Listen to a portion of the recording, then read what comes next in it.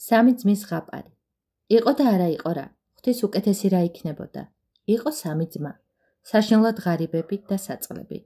ქვეყნის ზურგზე არაფერი ებადათ, შიმშილით კუჭები უხმებოდათ. ერთხელ ძმებმა თქვეს, ყველანი რომ შინ ვიყოთ, რა უნდა ვჭამოთ.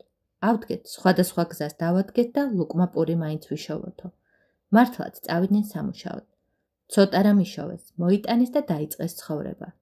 ისიც რომ გაუთავდათ, უმცროსი ძმა გამოაგდეს, წადი შენთვის და რაც გინდა ის აქქენიო. წავიდა უმცროსი ძმა, რა ექნა? ბევრი იარა თუ ცოტა იარა, ერთ ადგილას მივიდა და დასასვენებლად შედგა.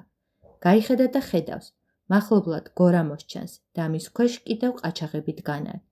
ერთ მხარეს ოქროთი ავსებული ტომრები დევს, მეორე მხარეს ვერცხლით, სხვაგან თვალმარგალიტით. მიიპარა უმცროსი ძმა და ყური დაუგდო, აბა რა სიზამენო. ყაჩაღებმა მოტანილი ოქრო ვერცხლი აწონეს, შეაგროვეს და უთხრეს გორას. გორავ, გაიხსენი. გორა გაიხსნა, შეიტანეს ყაჩაღებმა ნადავლი შიგ. ისევ დაიკეტე. უთხრეს გამოსვლისას. გორამ პირი შეიკრა და ყაჩაღები თავის გზას დაადგნენ. ისინი რომ გაიგულა, უმცროსი ძმა მივიდა გორასთან და უთხრა. გორა, გაიხსენი. გორა გაიხსნა. შევიდა ვაჟი, მოაგროვა ოქრო ვერცხლი თვალმარგალიტი ჩაიყარა გუდაში და წამოიღო. გამოვიდა გარეთ და გორას უთხრა. ისევ დაიკეტე. გორა ისევ შეიკრა და ვაჟმა გახარებულმა შინ გამოსწია. მივიდა სახლში, გამოართვა ლიტრიანი საწყაო ძმებს, აწონა თვალმარგალიტი და ლიტრიანი უკან წაუღო. სულ 5 ლიტრა გამოუვიდა. გამდიდრდა უმცროსი ძმა. ყოველდღე მიდის გორასთან და განძს ცხენ ჯორებით ეზიდება შინ. ერთხელ ძალიან ბევრი მოზიდა და ძმებს ისევ სთხოვა ლიტრიანი ასაწონად. უფროსმა ძმამ იფიქრა, მოდი ერთი გავიგებ რასას წონის, რა აქვს მაგდენიო. მოუსვა ლიტრიანს ძირზე ერბო, რომ ან ზედ მიეკრას, ან დააჩნდეს რას წონისო და ისე გაატანა. აწონა უმცროსმა ძმამ მოტანილი სარჩო და ის კი ვერ შეამჩნია, რომ ლიტრიანს ძირზე მარგალიტები მიეკრა. დახედა უფროსმა ძმამ ლიტრიანი ძირს და ძვირფასი თვლები ნახა. მოსაღამოვებულზე მივიდა უმცროს ძმასთან. მასწავლე, როგორ გამდიდრდი, მეც წამოვალ და წამოვიღებ განძსო. უმცროსმა ძმამ უთხრა. ძმაო, იქიდან მოტანა საჭირო აღარ არის. თავს ხიფათში ნუ ჩაიგდებ. ჩემი მოტანილი ყველას გვეყოფა, ამას დავჯერდეთ. გაბრასდა უფროსი ძმა.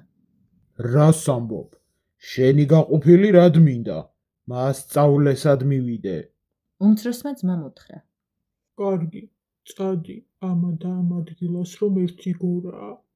იქ მიდი და უთხარი, გორავ, გაიხსენი თქო. გორაში კარი გაჩნდება. შედი, გამოიტანე რამდენიც გინდოდეს და წამოდი. წამოსვლისას კი უთხარი, ისევ დაიკეტე. უფროსმა ძმამ წაასხა უთვალავი ჯორცხენები და წავიდა. მიდის გზაზე და იმეორებს, გორავ, გაიხსენიო, გორავ, შეიკარიო. მივიდა და უბრძანა გორას გახსნა. გაჩნდა კარი და შევიდა შიგნით უფროსი ძმა. გაავსო ოქრო ვერცხლითა და პატიოსანი თვლებით ტომრები. აქ კიდა პირდ და წამოსვლა დააპირა. დგას დაკეტილ კართან და ვერ იხსენებს რა უნდა თქვას. ვერაფრით მოიგონა და დარჩა იქ. ღამით გორას ყაჩაღები მოადგნენ. ნახეს შიგ ქურდი.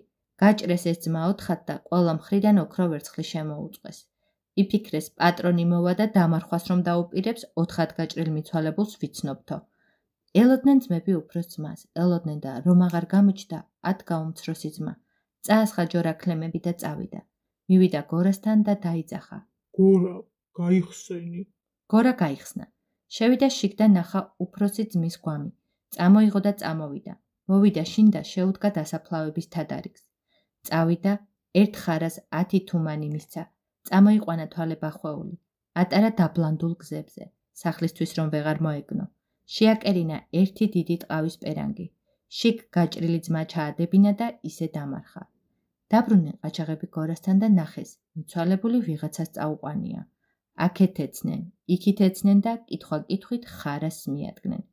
ხარეზმა უთხრა, მე შევკერე 4 გაჭრილი კაცის სუდარა. ოღონდ მიცვალებულის სახლში რომ მივყავდით, თვალები ამიხვიესო. წაგვიყვანე და ის სახლი გვაჩვენე. უბრძანეს ყაჩაღებმა ხარას. ხარეზმა უთხრა, თვალხილული გზას ვერ გავიგნებ, თვალები ამიხვიეთ და ისე წამიყვანეთ, იქნებ როგორმე მივაგნოო. აუხვიეს ხარეს მაშინვე თვალები და წაიყვანეს. ხარესმა იარა და მოვიდა უფროსი ძმის სახლთან. ყაჩაღებმა სახლი რომ არ შეშლოდათ, კარებზე ნიშანი დაადეს და წავიდნენ. ძმებს ერთი მოსამსახურე ქალი ჰყავდათ. გამოვიდოდა ხოლმე და კარებსაც და სახლსაც ამოწმებდა. უფროსი ძმის მკვლელებმა არ მოგვაგნონო. ერთ დილას ადრიანად გამოვიდა და ნახა რომ ალაყაფის კარებზე ნიშანია. მაშინვე გაიქცა, მთელი ქუჩა დაიარა და ყველა კარს ისეთივე ნიშანი დაადო. დილით მოვიდნენ ყაჩაღები და ნახეს, ყველა კარს ნიშანი აქვს. რა უნდა ექნათ, გამობრუნდნენ უკან და გადაწყვიტეს სხვა ხერხი მოეფიქრებინათ. 10 გამოხუცი ყაჩაღი იშოვა ერთი დიდი რუმბი, ერთიც მასზე მომცრო, ჩასვა იმ დიდ რუმბში 11 ყაჩაღი, მომცროშიც ზეთი ჩაასხა და წაიღო იმ ქუჩაზე, სადაც ძმები ცხოვრობდნენ. აატარებ და ჩამოატარებს, იძახის. ზეთი მაქვს გასაყიდი! ზეთი მაქვს გასაყიდი! დაღამდა. რუმბები ალაყაფის კარებთან ააყუდეს. გამოვიდა მოხუცი ყაჩაღი. დადგა მოზრდილ რუმბთან და ყაჩაღებს ეჩურჩულება. მე ჯიბეს კენჭებით ავივსებ. თქვენ ფხიზლად იყავით, როცა ამათი დახოცის დრო მოვა, კენჭებს ვისვრი. თქვენ ამოცვიდით და ყველანი დახოცეთ. ამ ლაპარაკს მოსამსახურე ქალი შეესწრო. მიხვდა რაც ელოდათ. ადგა და რომელ რუმბშიაც ზეთი იყო, ჩამოასხა. აადუღა. წაიღო და იმ რუმბში ჩაასხა, სადაც ყაჩაღები ისხდნენ. სულ ერთიანად დაახრჩო 11-ვე. შუაღამე რომ მოვიდა, ადგა მოხუცი ყაჩაღი. რუმბს კენჭებს ესვრის, მაგრამ არავინ ეხმიანება. მივიდა, მოხსნა თავი და ეს თავისი მეგობრები დახოცილები ნახა. რაღა ექნა, წავიდა თავის გზაზე. გავიდა ცოტა დრო და მოხუცმა ახალი ხერხი მოიგონა. ჩაიცვა ვაჭრულად, წაიყვანა თავისი შვილი და დადგა ძმების ქუჩის თავში. მამაშვილი ნახევარს ვაჭრობენ და ნახევარს მუქთად არიგებენ. ძმებმა თქვეს. ეს კაცი ნახევარ საქონელს მუქთად იძლევა და არავინ იპატიჟება. მოდი, ჩვენ დავპატიჟოთ. დაპატიჟეს. შვენიერი ვახშამი გაუწყვეს. სხედან სუფრასთან და ემსახურებად ისევ ის ქალი.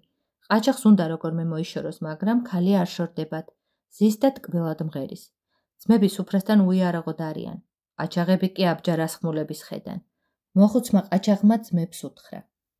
ამდენი პატივი გვეხათრება, მოაწუხებთ ამ ქალს, ალბათ დაიღალა და წავიდეს. არა მიშავს, თქვა ქალმა. ახლა ხანჯლები მოიტანეთ, ხანჯლებზე უნდა ვიცეკვო. მოატანინა ხანჯლები. დაუკრა, დაირა და დაიწყო ცეკვა. ატრიალებს ხანჯლებს, ხან თავზემოთ გადაიტარებს, უცებ გაიელვებს ხანჯალი და იატაკზე ყაჩაღების თავები გაგორდებიან. ეცნენ ძმები ქალს. ეს რა ჰქენი, სტუმრები, რად მოგვიკალი?